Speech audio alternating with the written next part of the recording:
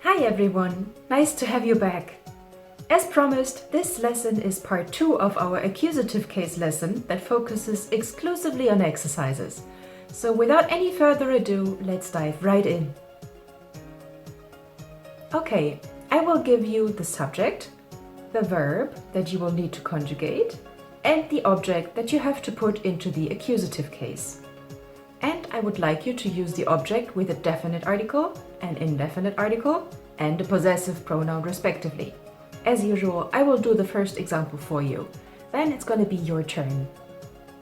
So we have here ich as the subject, schreiben as the verb, and der Brief as the object of the sentence. You can see from der Brief that Brief is a masculine noun, so we need to pay attention to that.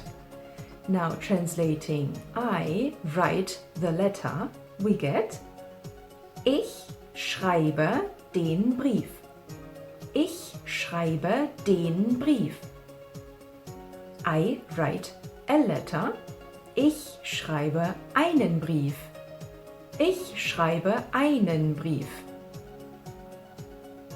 And for the sake of practicing that too, I write my letter becomes ich schreibe meinen Brief.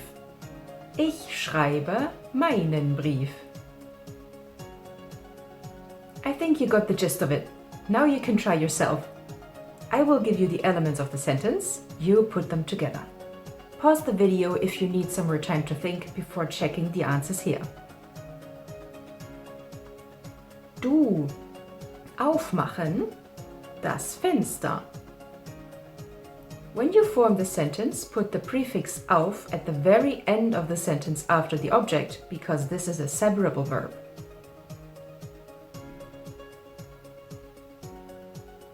Du machst das Fenster auf. Du machst das Fenster auf.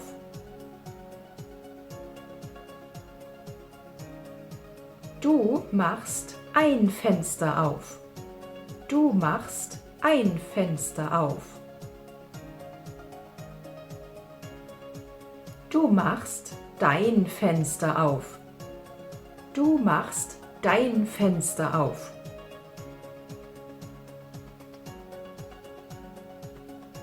Now try the same with the opposite verb of aufmachen, which is zumachen, to close.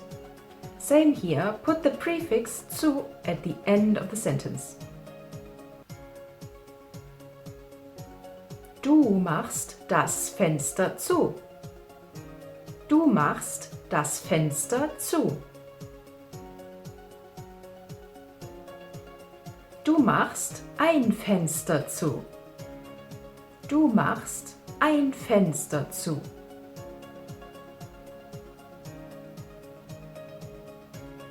Du machst dein Fenster zu.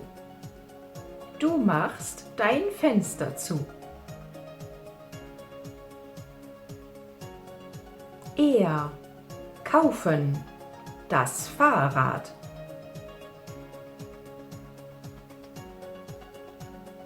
Er kauft das Fahrrad. Er kauft das Fahrrad.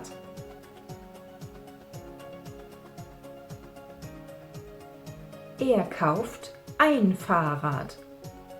Er kauft ein Fahrrad. Er kauft sein Fahrrad. Er kauft sein Fahrrad. Sie hören die Musik. Now here it is important for you to remember that Musik does not have a plural, because in German it is a noun that cannot be counted. You can count songs, but you cannot count music. Therefore, we actually do not use definite or indefinite articles with music. So how do you translate this? Sie hört Musik. Sie hört Musik. No articles required. Next one. Meine Mutter. Putzen. Die Küche. Meine Mutter putzt die Küche. Meine Mutter putzt die Küche.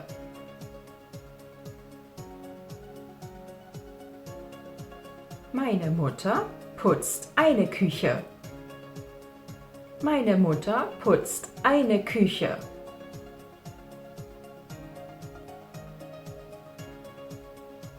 Meine Mutter putzt unsere Küche. Meine Mutter putzt unsere Küche. Maybe you would like to have another quick glance at lesson 7 in case you had some difficulties with the possessive pronouns, which is very normal and typical for beginners. You can always go back to earlier lessons and repeat things to brush up your memory.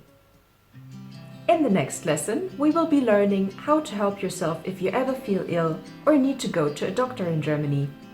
I will see you there.